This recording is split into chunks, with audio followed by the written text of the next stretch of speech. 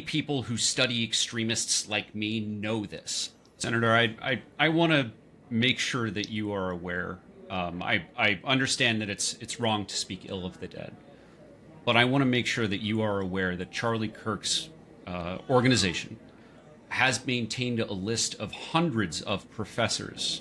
It's called the Professor Watch List, which he knew because of public recording and because of lawsuits, that anytime he put a professor on there, that they would be swarmed with death threats, horrific, racist, misogynistic rape threats that would overwhelm schools, that would get schools shut down, that would ruin careers, that would force teachers to move their college professors to move their families out of their hometowns.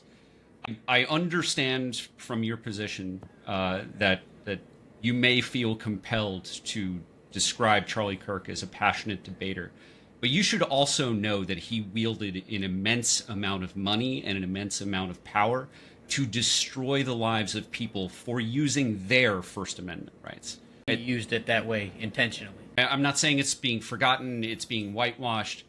Only people who study extremists like me know this. So I want to make sure that you and all of our listeners know that Charlie Kirk did a lot more than go to colleges and try to debate people.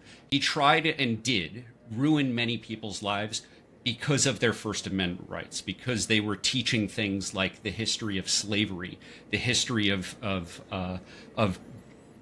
gender and sexuality, women's rights and feminism. Those are the things that Charlie Kirk should also be remembered for.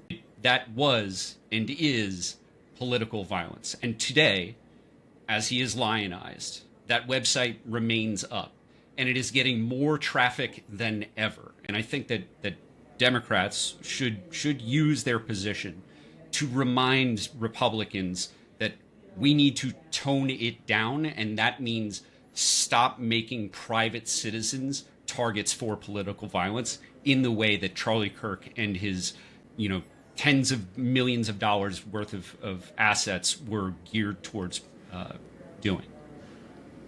Look, part of what has made our period in modern political history so difficult and so sharply divisive is the consequences of speaking out, the ways in which people are canceled or doxxed, they lose their jobs, or they lose their ability to teach or to live comfortably and safely.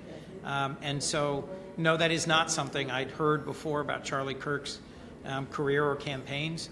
And the larger point is that part of what has generated so much anger on college campuses and across the country is the sense on the part of millions of Americans that they can't express their opinions without consequences